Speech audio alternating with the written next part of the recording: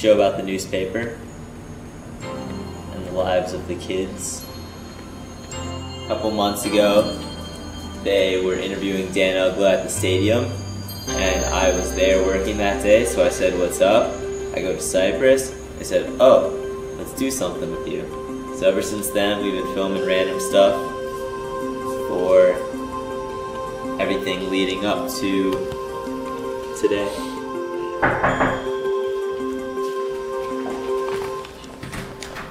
Alex, how's it going, man? Good. You think I could sit down and talk to you and your mom about your summer as the Marlins Bat? Of course. Have a seat. Welcome to my humble abode. Hello, Mrs. Diamond. Hi, how are you? Good, and you? Good, thank you.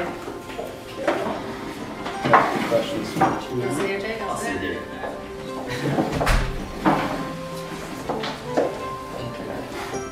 So if I record this? Absolutely. Okay.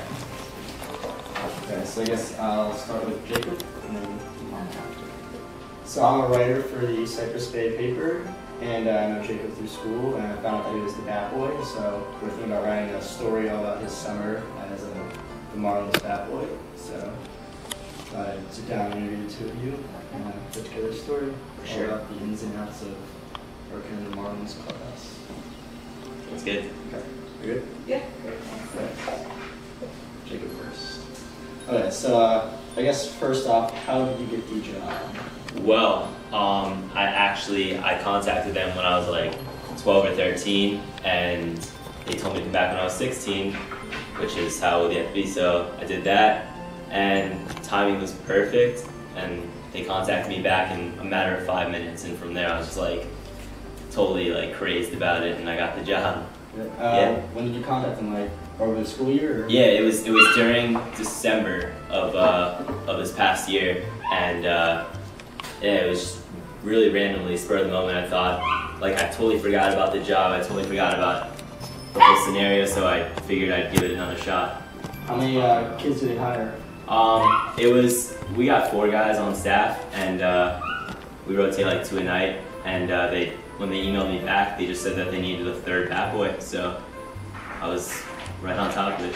What was like your feeling, like emotion when you got that job? Was it like out of this Well, world? I was sitting at the computer and I'm staring at the screen, and immediately I just backed up from the computer, and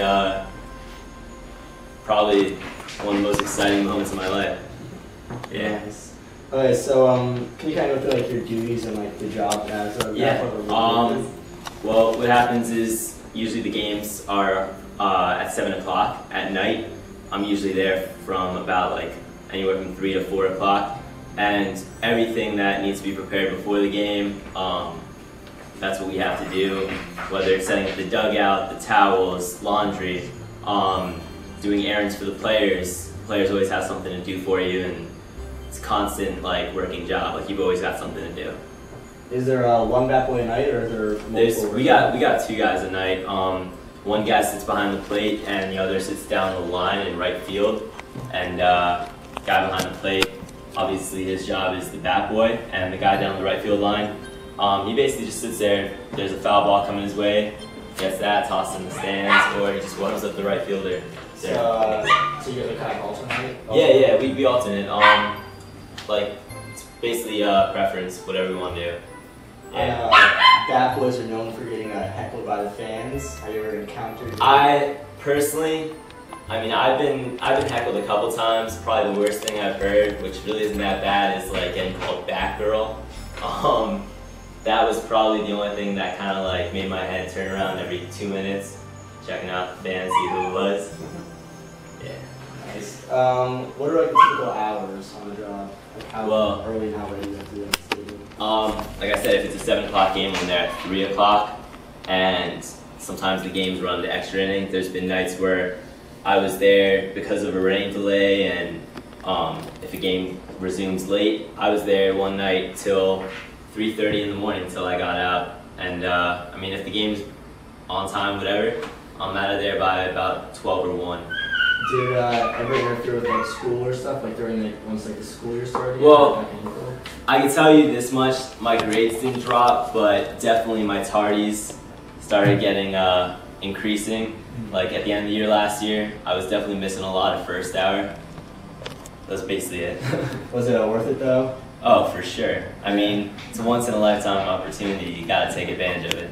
Nice. Like, how are the players? Like, you building like special relationships with any of them? Yeah. I mean, most of the guys, because I work with such a young team, the Marlins are all between the ages of 20 and 27 is the average age, and they're all nice guys.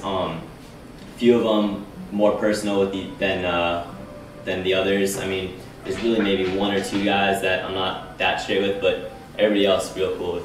Which ones are you the closest with? I gotta say, Matt Trainer, he's a real nice guy. Dontrell Willis, Alfredo Meziga, Taylor Tankersley. They're all real nice guys. I mean, I can have a conversation with any of them and wouldn't be like intimidated or afraid to do so. Yeah. How about like Freddie and all like the managers and the bosses? I mean, it's kind of like we don't really speak that much to the coaches. There's a couple of coaches, Jim Presley, he's a real nice guy. But like as for the manager, he's always doing his own thing, so we don't really see him that much.